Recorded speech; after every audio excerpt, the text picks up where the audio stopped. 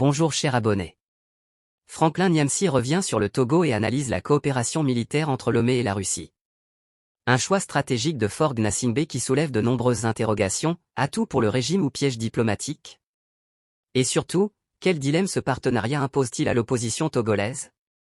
Décryptage et analyse d'un tournant majeur pour l'avenir politique et sécuritaire du pays.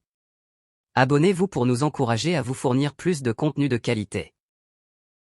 Tilana, Togolais, écrivez. Ça fait partie des conséquences. Les conséquences, là, vous pouvez noter, rififi garantie au sein de l'armée togolaise. Tentative de coup d'État d'inspiration néocolonialiste et france-africaine, ça c'est prévu.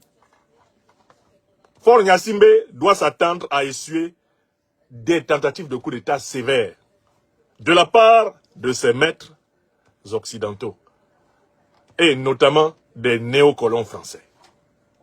Ça va pas le louper. Ils vont tenter de manière plus ardue de lui faire payer son ingratitude envers ceux qui ont instauré le pouvoir de Gnassingbé et Yadema Etienne, ceux qui ont instauré le pouvoir de Faure Gnassingbé. Ça fait la troisième conséquence. Maintenant, je souligne la quatrième conséquence.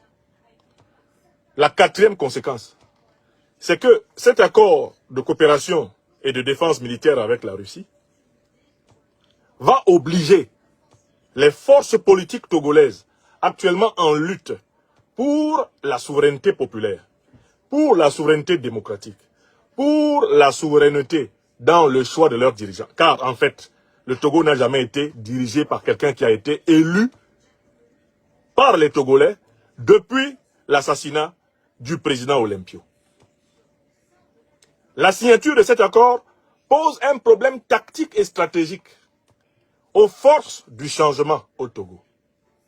Car les forces du changement, je veux dire l'opposition au régime autocratique, dictatorial, il n'y a aucun doute, c'est une dictature, le régime de Faure Gnassingbé.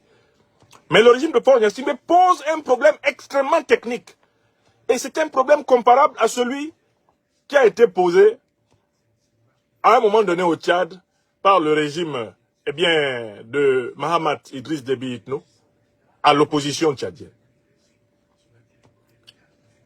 À savoir qu'en se rapprochant du bloc anti-impérialiste, en se rapprochant du bloc anticolonialiste, le régime tire un peu, pour ainsi dire, le tapis sous les pieds de l'opposition. Et met l'opposition dans une difficulté, qui est une difficulté intéressante. L'opposition va-t-elle s'adosser sur le néocolonialisme français et l'impérialisme occidental pour faire face à Faure Gnassingbé qui désormais va être traité comme un ingrat par ses maîtres occidentaux, ou l'opposition va-t-elle réussir à demeurer dans l'anticolonialisme, l'anti-impérialisme, tout en se battant pour mettre fin à la dictature de Faure Gnassingbé? Est-ce que vous comprenez?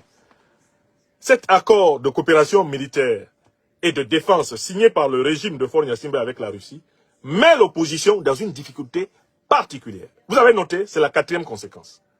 Quatrième conséquence. Mise en difficulté de l'opposition.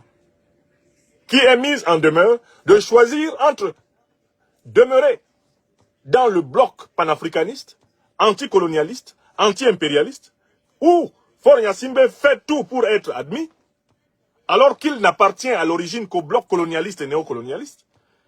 L'opposition doit donc choisir soit de demeurer dans ce bloc anticolonialiste, anti-impérialiste, soit alors de basculer du côté de la France-Afrique contre celui que la France-Afrique ne va pas tarder à classer parmi les ingrats envers ceux-là même qui lui ont permis de prendre le pouvoir. Moi, Nyamsi Oua Cameroun, fils de l'Afrique, fils du Togo, ma fonction en tant qu'intellectuel politique, c'est d'abord de faire comprendre la complexité des situations, de faire comprendre la difficulté des situations, afin que notre peuple ne se trompe pas.